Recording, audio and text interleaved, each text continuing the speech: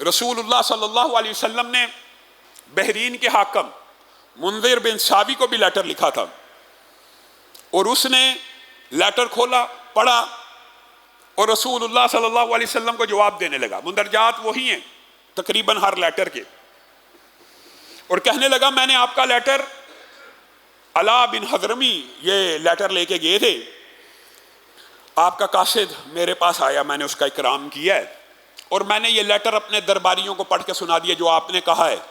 तो उसी वक्त मेरे दरबार में से बाद ने इस्लाम को कबूल कर लिया है, और मैं आपसे ये दरख्वास्त करना चाहता हूँ कि मैं भी आपके ज़ेर साया अपनी सल्तनत को परवान चढ़ाना चाहता हूँ। एक बात ज़िम्नी तौर पर आई है तो समझ लीजिए, रसूलुल्लाह ने ये जो बादशाहों को जितने खतूत लिखे हैं ना, इन सब खतूत के अंदर ये बात भी मौजूद थी और ये रसूलुल्लाह की हिकमत अमली थी।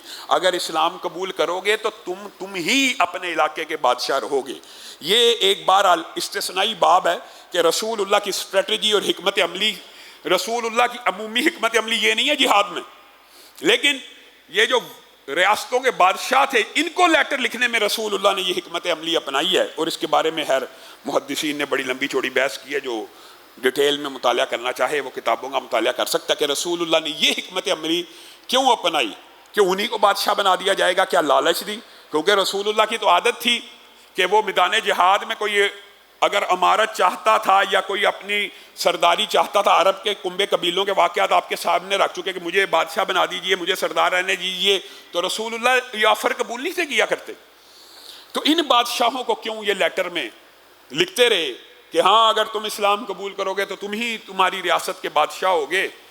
मुंदर बिन सावी को भी इसी लेटर में ये बात लिखी हुई थी, खुसरो परवेज़ को भी लिखी, हर बादशाह को रसूलुल्लाह ने ये बात लिखी है तकरीबन।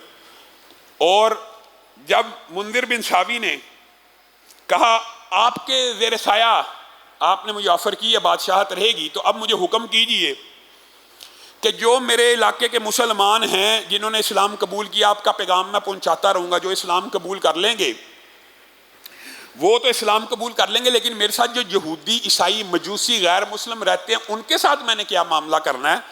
मैं तो आपके ज़ेर साया आ गया, आपके ताबे फरमान हो गया, लेकिन जो मेरे ताबे फरमान यहूदी, ईसाई, मजूसी वगैरह उनके बारे में क्या हुक्म है।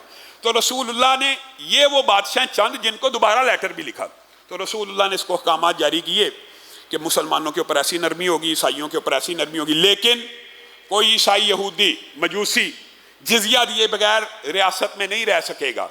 अब ये देखिए रसूलुल्लाह सल्लल्लाहु अलैहि वसल्लम की कितनी कामयाब हिकमत अमली है कि रसूलुल्लाह ने एक जंग लड़े बगैर, एक तलवार उठाए बगैर हबशा के अंदर नजाशी को मुसलमान कर दिया। मुंदर बिन सावी की रियासत इस्लाम को कबूल कर रही है। हरिकल कैसरे रूम रसूलुल्लाह की नबुव्वत का कायल हो चुका है, अगरचे इलानिया इस्लाम को कबूल नहीं करता, लेकिन ये रसूलुल्लाह सल्लल्लाहु अलैहि वसल्लम की बेहतरीन हिकमत अमली और स्ट्रेटजी का हिस्सा है कि रसूलुल्लाह सल्लल्लाहु अलैहि वसल्लम सिर्फ खतूत लिख के, और आप ये देखिए कि इस तनाजुर में कुरैशियों के ऊपर क्या बीतती होगी, ये बात भी आगे चल के आएगी कि इन वाक़यात का जो असर कुरैशियों के ऊपर हो रहा था कि जिस रसूल और पैगंबर से हमने सुलह की है बमुश्किल अपनी शराइत के ऊपर, अपनी मनमानी शराइत के ऊपर, उसके ऊपर बादशाह हबशा का बादशाह ईमान लेके आ रहा है। मुंदिर बिन सावी अपनी रियासत उसके ताबे फरमान कर रहा है।